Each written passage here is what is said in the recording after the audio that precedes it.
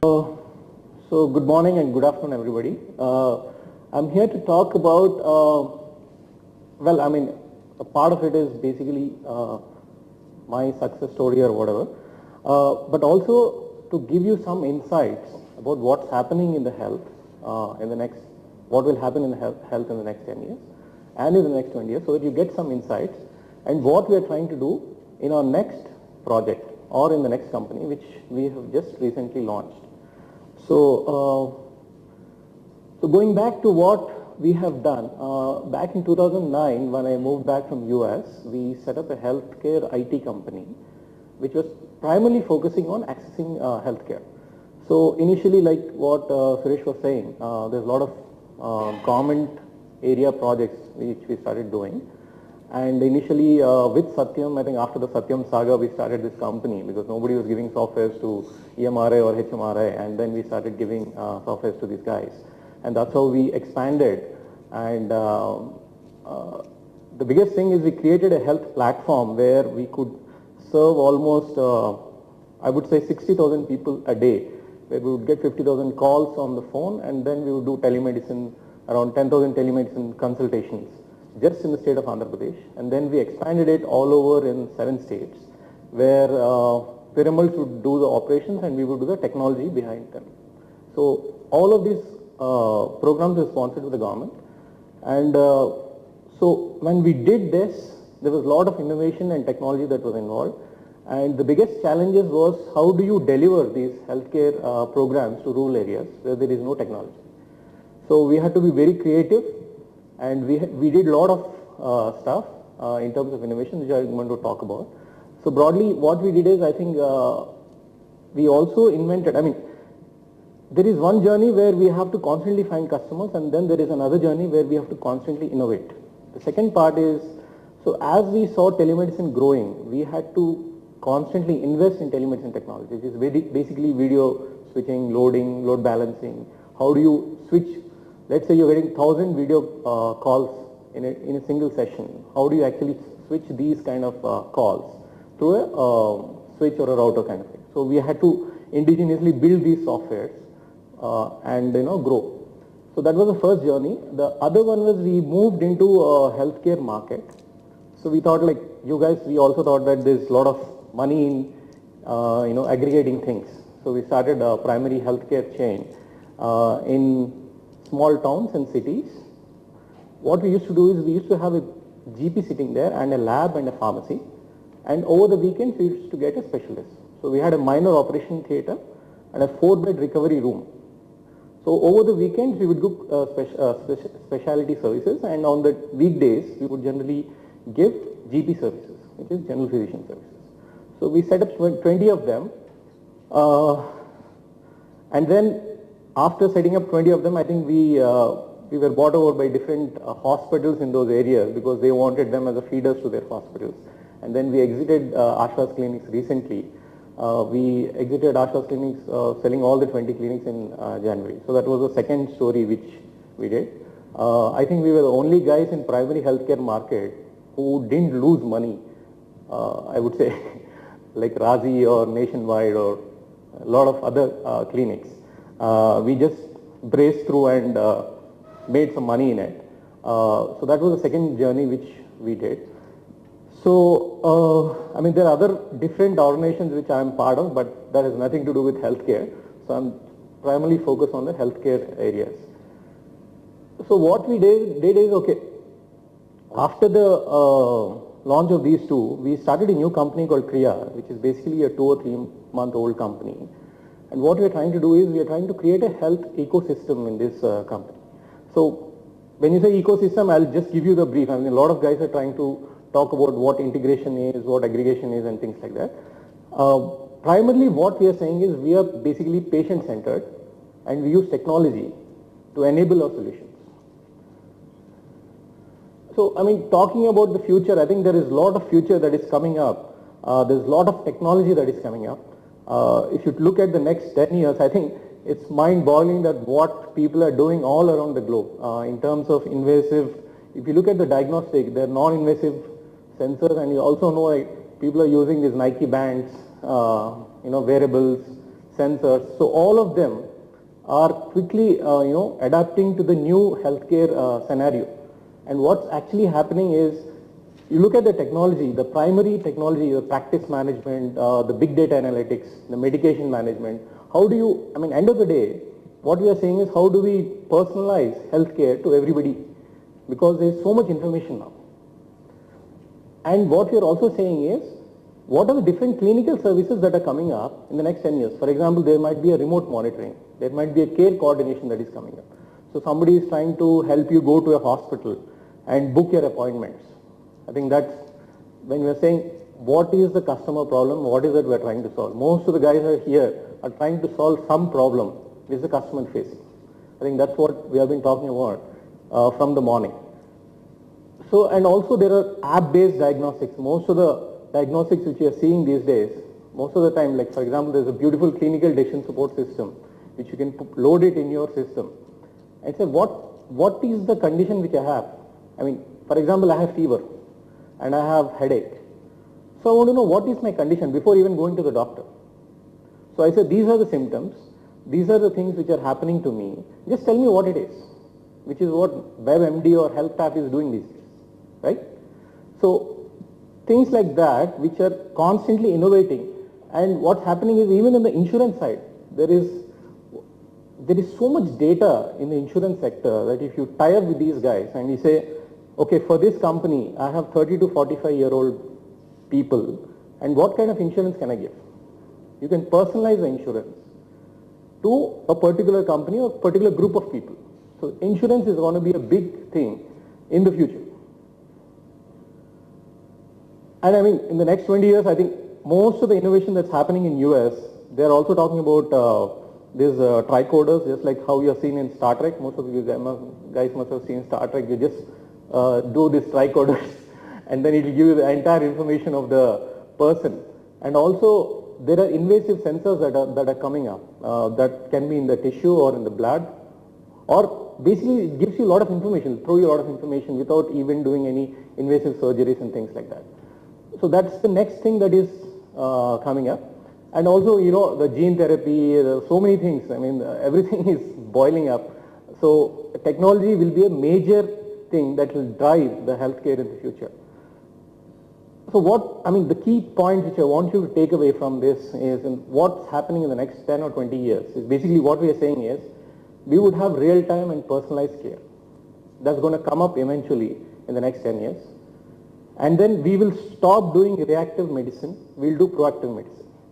Reactive is, okay, I have fever, I have this, after 5 days, I'm going to hospital, then I know it's a dengue or something like that. Before itself, how will you do? Maybe you'll have some sensor which will detect and say, okay, this is what is happening, maybe based on these symptoms, these are the conditions you might have to go to the hospital. Okay, and what we also say is one thing that will increase is continuous monitoring care. Okay, your monitoring of yourself will increase so dramatically that a lot of people will think about preventive medicine, which is not there in India right now. In terms of saying, okay, I have a family history of BP, sugar, my father has, my mother has, will I get it? Okay, one is using your genetics, you might know. The other part is based on your lifestyle, based on your heartbeat, based on your glucose levels every day. If it is monitoring, then you'll automatically know what's happening with you and you'll say, okay, I'm prone to this even before you get it. That's what continuous monitoring will do. So what we predict is wellness and preventive care will increase dramatically. And I think all you guys, a lot of technology guys here, are going to solve some of these problems. This is a typical thing. What we are also saying is, okay, how much money is being invested into these kind of health startups? There's a lot of money. Don't just get boggled by the numbers, because 34% of this money is in only San Francisco. So most of the startups get this money in SF and the rest is divided in the world. So what we are saying is, if you look at the horizontals, Google is doing a good job of creating a health platform. Microsoft is doing a good job of creating a health platform. What they're trying to do is, if you have different services like second opinion, home care, clinical support systems, or dialysis centers. They said, okay, we'll give you this base platform, just like how they've given a mail, and you ride the platform on us. So what happens is standardization becomes very easy. For example, if you move from one clinic to another clinic, tomorrow you have cancer, you go to a cancer hospital also, your EHR can be pulled out very easily, just like how you access your Google. So a lot of these big companies are focusing on the big problems. And a lot of these small companies are focusing on the small areas, on doctor demand, remote monitoring and things like, which is Practo is doing appointments. So there are a lot of small companies are focusing on small things. And since there is a lot of data, I think in future health analytics is also going to be a big thing. But what to do with the health analytics is one thing. One is there's a lot of health data which the public health needs, especially the government side. So the Public Health Foundation of India is actually working on it. And then even individually, just like how I was saying in a company, if you have 30 to 45 year, like 2,000 people, what do you do? Let's say you have tested everybody. So what do you do with the data? How do you analyze it? How do you say people are prone to, this kind of diseases, and what, insurances can we give them? Okay, so coming back to the ecosystem, I will not take much of your time on the ecosystem because everybody has a different concept on what the ecosystem should be. What I'm trying to say is every guy here is trying to solve some part of this puzzle. Okay, so let's imagine I'm a patient. Okay, and today I have a problem. So what do? I just call a doctor, a family doctor, and I tell him, look, I have this problem. You have fever and rashes or something. Then he says, okay, you take a paracetamol and sleep. Or he might say, okay, show me on the video, what is the rash you have? I might show him on the video. Then he might come home, or I might go to the hospital. Or there is a care navigator who would guide me to Apollo and say, okay, you need to take an MRI. And he would book a slot for me in the MRI center. Then he would take me to the diagnostic centers or different diagnostic centers where I don't need to wait in a line, where somebody is taking care of me and they are navigating me through different areas or different services which are offered by the ecosystem. And once I finally come home, the medication is given to me at the home.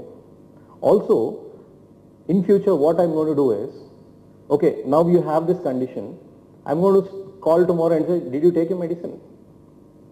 So what happens is, what I'm trying to tell you is, think from the patient's view.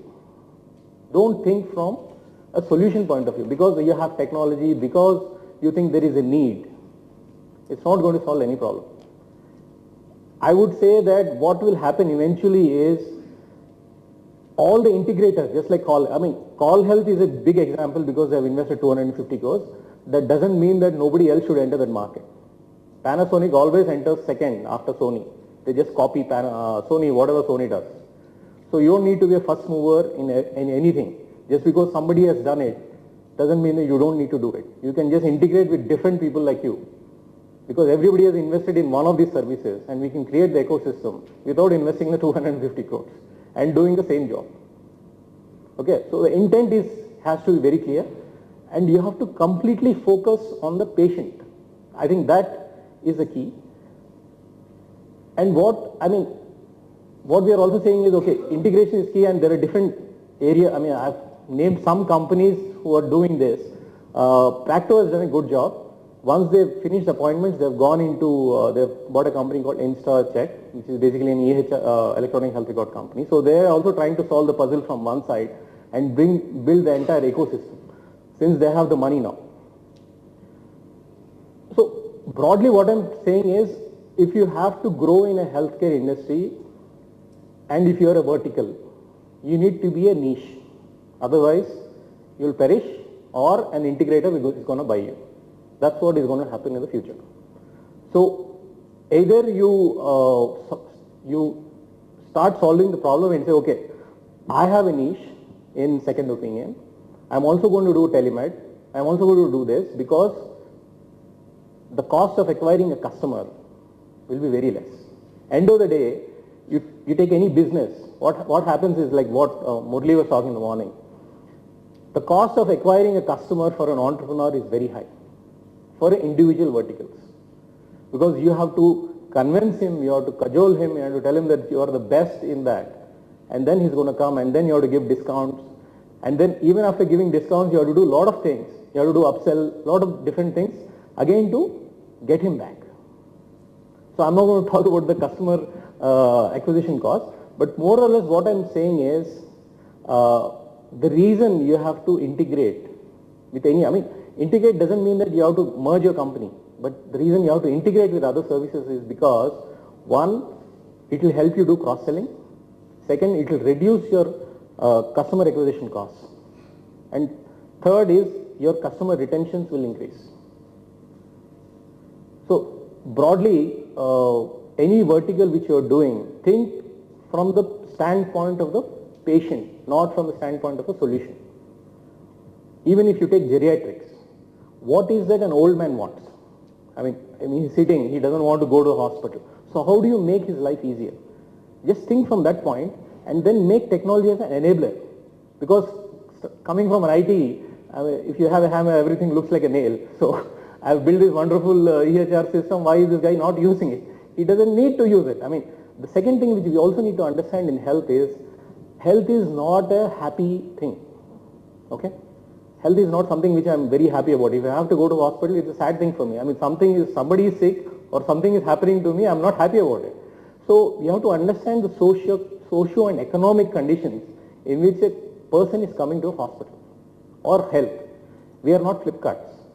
They're happy about buying a tennis bat or a shirt or something like that for a cheap price. Health is something where people are not comfortable about. Unless we make them comfortable, unless we give them that comfort. That's why I'm saying, if I have to, I know so many doctors, still if I have to go to Apollo today, I'm very scared. I don't know what are they going to tell me, what is that going to happen, I don't know medical terms. There's so many things that goes in my mind. So how do you reduce the pain of the patient so that he feels better? Once you do that, once you stand next to him, I think he's going to come to you. It doesn't matter any service. And second thing is you have to be the best in what you do. That's what matters. Even if you do a second opinion, it should be like you take all the documents, you call him back and say, sir, all the INA abhi fir se upload kariye. Somebody has to be constantly monitoring it, giving the comfort that somebody is actually looking at your electronic health records. You just upload, doctor comes on a telemedicine and he gives advice, will not stick. So you have to be the best. Are second opinion bolte watch X company jana hai. That's what, anything, I'm just giving you an example that you have to be the best in doing this. So I guess that's, broadly what I'm saying is, if there are three things which I have to remember from my presentation, one I would say is, verticals will not stand by itself in future. So unless you are happy with what you're doing, unless you say I'm making 2 crores, that is enough for me, you will not be able to scale unless you start doing cross-selling or you have to do something else in the market or you integrate. And the cost of acquisition in a healthcare, the cost of acquiring a customer in healthcare is very high. I'm sure Rajesh is going to tell that what is the cost of acquiring a cancer patient to his hospital. I'm sure he must be having a huge network within Andhra or Telangana or Karnataka to get a customer. The cost of acquisition in a health is very high and the customer doesn't stay with you. You have to do cross-selling. Okay? Any questions? Yes. Hi, Venu, it's proud to meet you, great success story. Just wanted to learn from you, what's the success mantra, and especially from the challenges which you faced at Max in each of those startups, and then how you overcome that, so any relevant stories you want to share, that will be a great inspiration. Well, thank you. The thing is, I think a great guy once told me, he's actually my boss in World Bank. He told me that, I told him that I'm getting into entrepreneurship. He said, if you want to be an entrepreneur, just go and meet an entrepreneur, you will be cured of the disease. So the point is, the journey of every entrepreneur is very different. And I'm sure the people sitting around here are all A-type people who are very persistent, who don't want to give up. And different obstacles come at different times, but mostly it's basically one is your ego should be very high, that I'm not going to give this up at any cost. Because at times you will feel that why am I doing this? And you have to cross that journey, and every entrepreneur crosses that journey. And every entrepreneur faces different obstacles. For example, in clinics, especially when we set up clinics, we had a huge resistance in villages, especially in towns, because there were RMPs who had set up hospitals. RMPs are basically quacks who don't even have a medical degree, but they do a lot of referrals to tertiary hospitals. And they created so much problem for us, but we were very persistent. We said we are not going to change.